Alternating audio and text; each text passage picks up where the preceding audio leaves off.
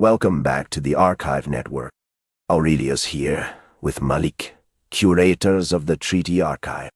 We left United Nations Charter last time at the world was reshaped by new borders, new conflicts, and new hopes. Today, we pick up where we left off. With the Charter signed, a new era began. But it was not without struggle. The world, exhausted by war, faced the daunting challenge of building peace. Would the words on paper translate into real change, or would old rivalries return to haunt us? This is what empires do. They rise and fall, and the lessons of the past often repeat themselves. Aurelius, we must consider the human cost behind those words. The world was not just tired. It was devastated. Cities lay in ruins, and millions of lives were uprooted. The suffering was profound. The United Nations was born not solely from idealism, but from a desperation to prevent the horrors of the past from repeating. In January 1946, the First General Assembly convened in London.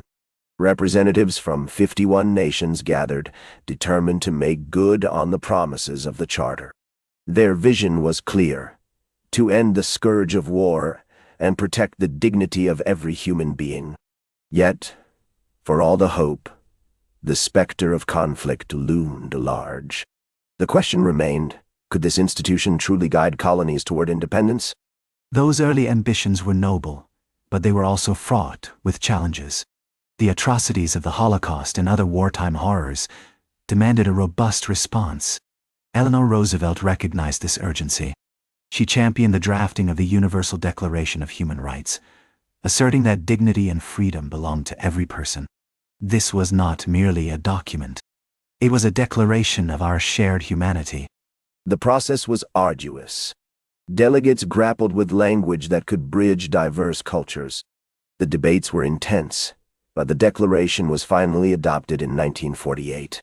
This milestone marked the first time the international community affirmed the rights of all human beings in a single document. It was a triumph, yet the real test lay ahead. Would these rights be upheld? Aurelius, while that adoption was a significant moment, we must not overlook the realities.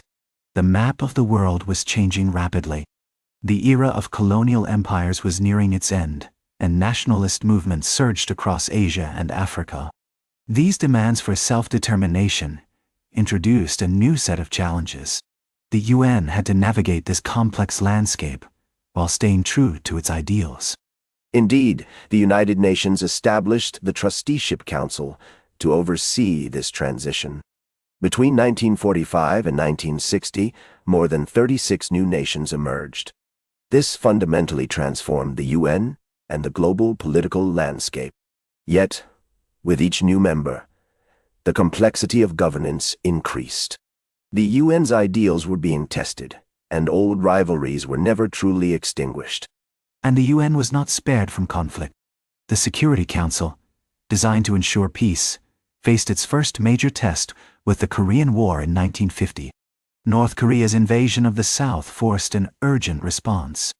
The Council's authorization of a collective military action set a precedent for international intervention.